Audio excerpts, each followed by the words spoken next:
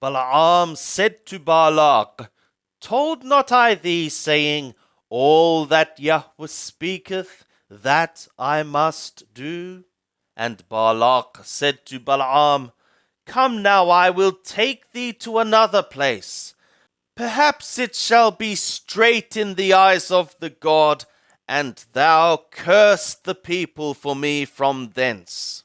And Balak took Balaam to the top of Paror, that looketh down upon the desert. And Balaam said to Balak, Build me here 7 altars, and prepare me here 7 bullocks and 7 rams. And Balak did as Balaam had said, and offered up a bullock and a ram on every altar. Bamidbar, Numbers, chapter 24. And when Balaam saw that it pleased Yahweh to bless Yisrael, he went not, as at the other times, to meet with enchantments, but he set his face toward the wilderness. And Balaam lifted up his eyes, and he saw Yisrael dwelling according to their tribes, and the Spirit of God became upon him.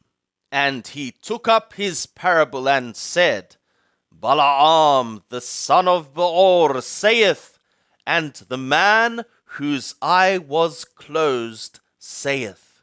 He saith, who heareth the words of God, who seeth the vision of the Almighty, falling down and having his eyes open.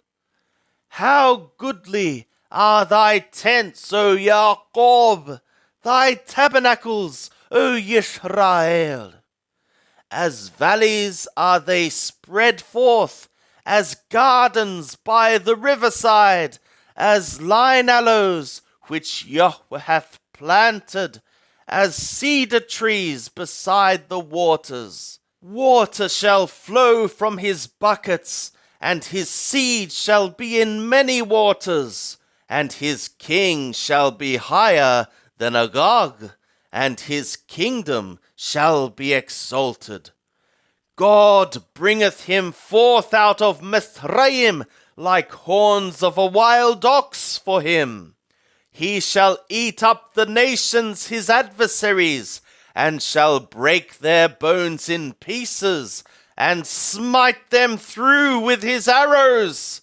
He couched, he lay down as a lion, and as a lioness, who shall rouse him up?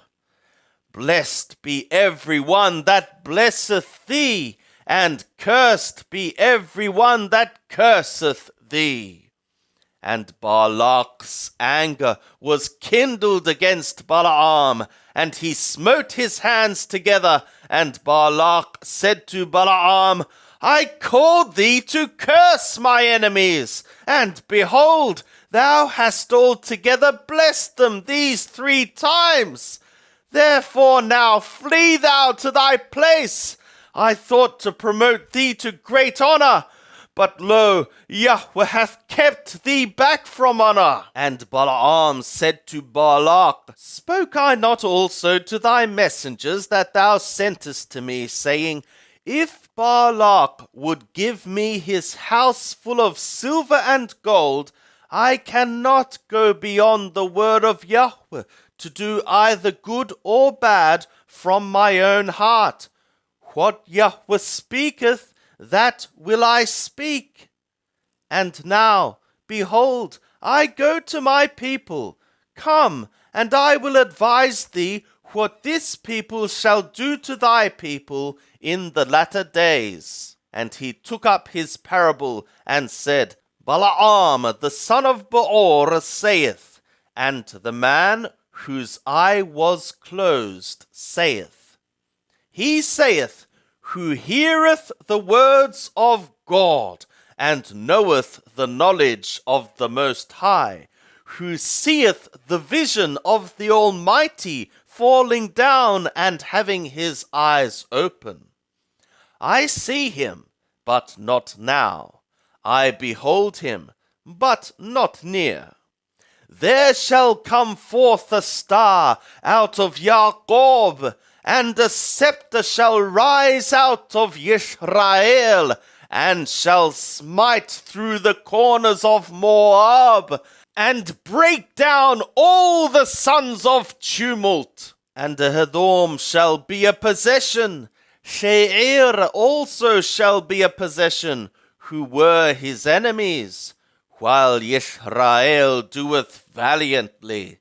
And out of Jacob shall one have dominion, and shall destroy the remnant from the city. And he looked on Amalek, and took up his parable, and said, Amalek was the first of the nations, but his latter end shall come to destruction. And he looked on the Qeni, and took up his parable, and said, Strong is thy dwelling place, and thy nest is set in the rock. Nevertheless, Qayin shall be wasted, until Ashur shall carry thee away captive. And he took up his parable, and said, Alas, who shall live when God doeth this? But ships shall come from the coast of Kittim, and they shall afflict Ashur, and shall afflict Eber, but also he is unto destruction. And Balaam rose up, and went, and returned to his place. And Balak also went his way, and Yisrael abode in Shittim.